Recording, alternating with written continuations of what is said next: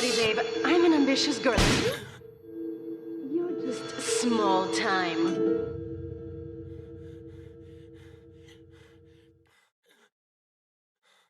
Yo, what's up, guys? Gamerverse back again doing another video for you guys today, man. So today we are reviewing GTA 3 or just kind of like revisiting it and giving you guys the truth, is it worth playing this game before GTA 6 drops? What I think about it, and is it still as nostalgic as it used to be? So sit back, enjoy, guys, get out the popcorn, and join me for this video as I review GTA 3, the definitive edition.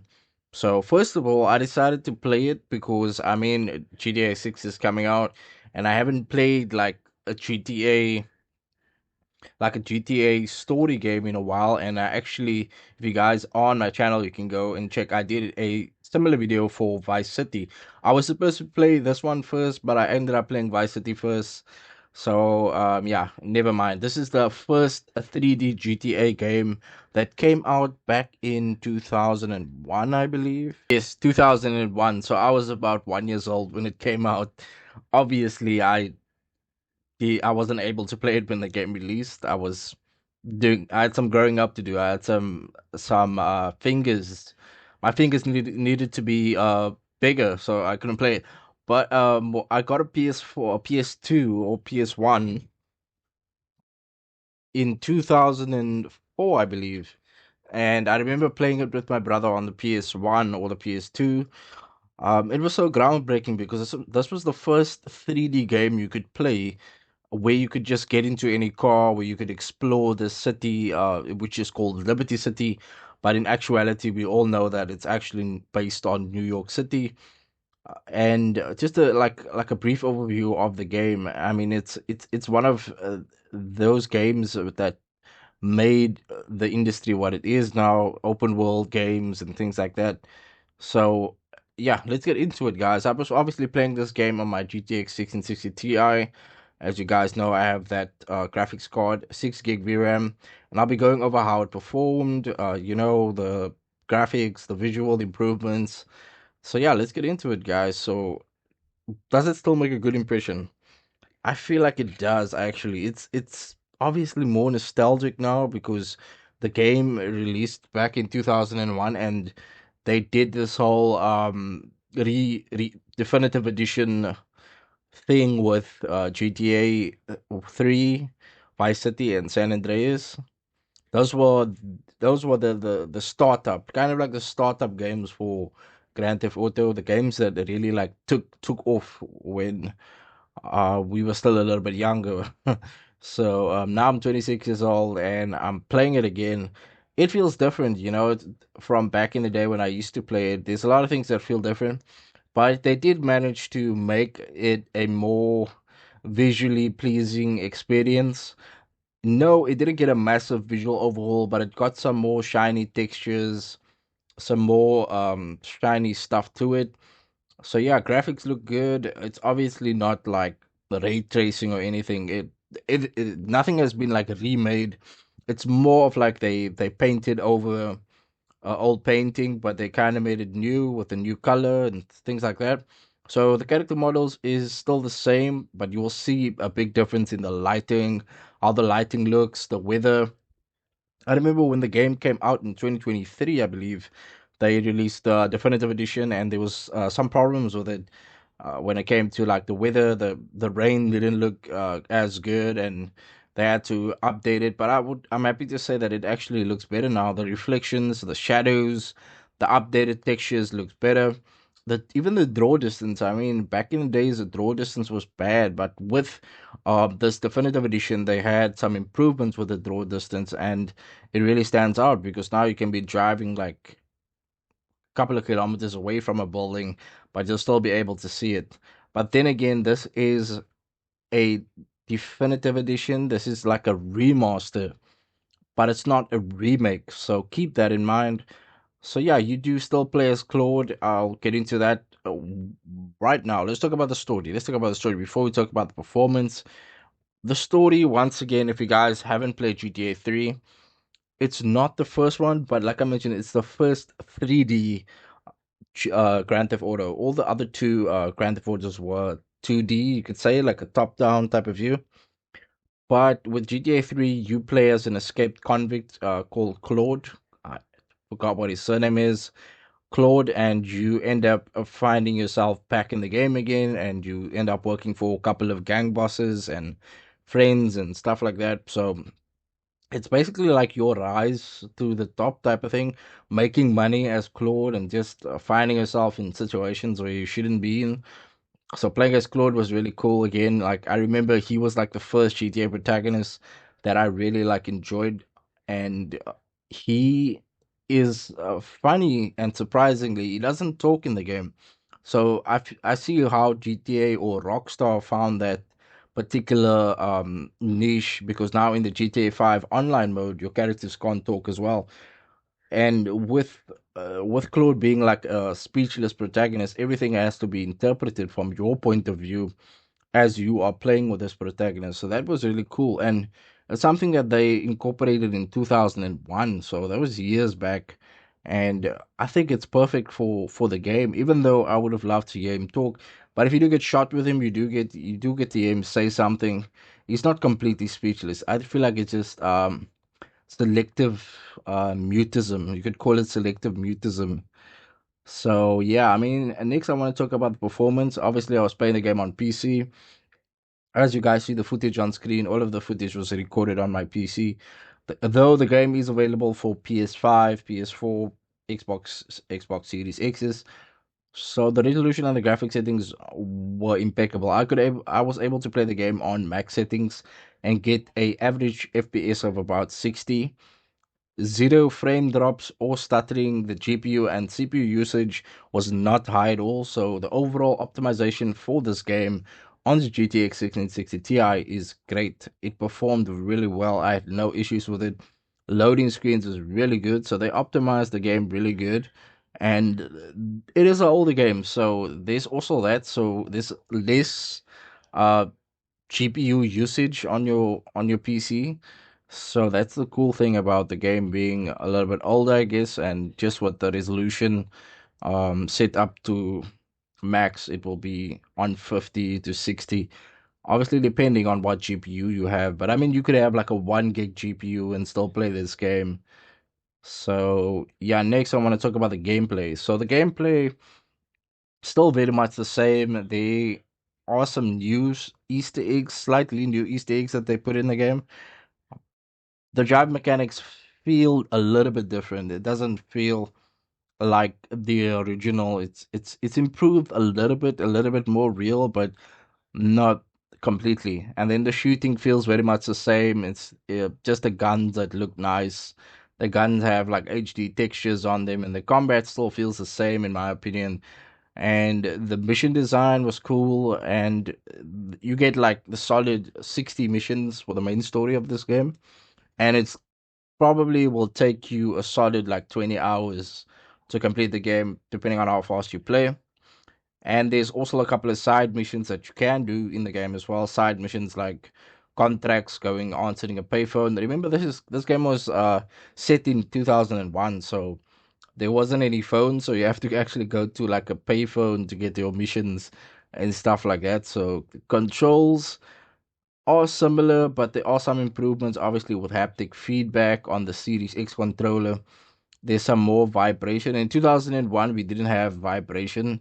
In the 2000 PS2 era, we have vibration. So yeah, actually, the PS2 era did have vibration, but they didn't have haptic feedback like we have today. And with the Series X controller and the PS5 controller, there's so much more improvements.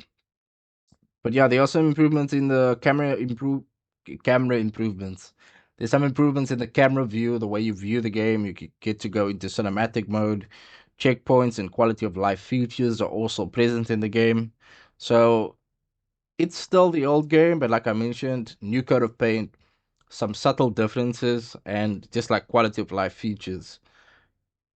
So, as you guys know, some of you might not know, but it's based in Liberty City, which is the fictional world of New York. The NPC behavior, don't expect GTA 5 like NPC behavior. They didn't like overhaul the NPC behavior, it's still the same.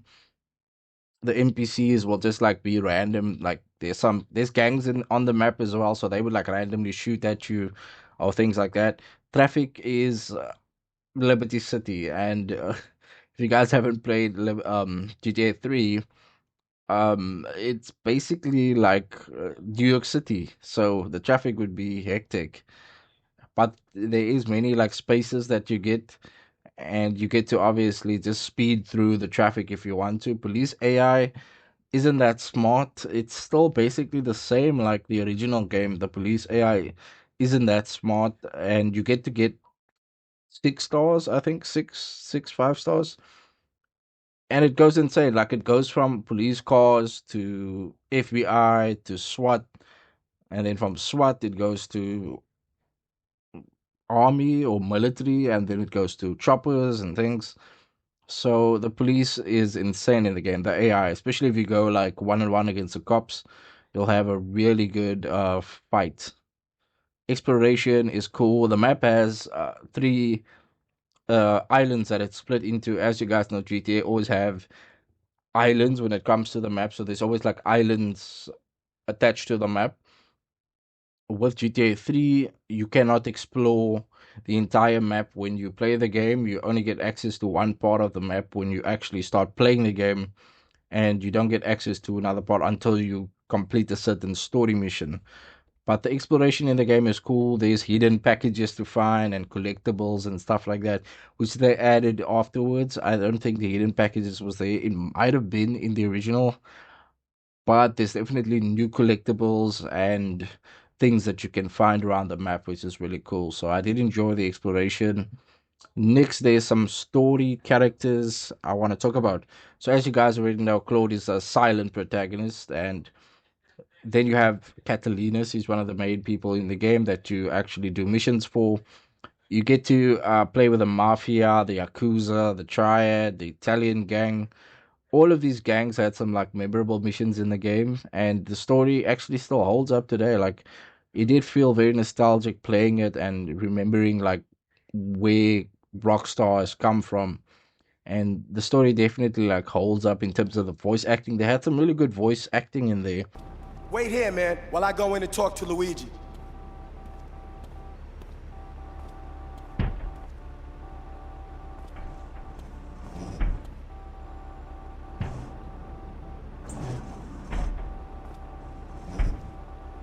Say hello to 8-Ball, ladies. Eight Ball's got some business upstairs. Or maybe you could do me a favor. One of my girls needs a ride, so grab a car and pick up Misty from the clinic, then bring her back here. Remember, no one messes with my girls. So keep your hands on the wheel. If you don't mess this up, maybe there'll be more work for you. Now get out of here. Good, you are no good. God, for the things that you do. Let's have that one again, because I like it. Wait here. Keep the engine running. This ain't a social call. Rewind!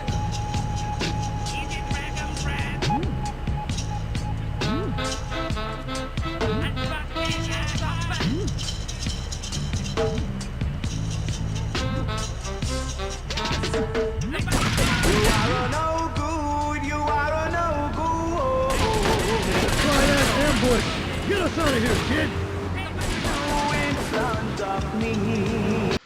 As you guys can hear, the sound effects, it feels outdated. The sound effects definitely in the video game department, we definitely improved when it comes to the sound effects. And then the radio stations, the radio stations.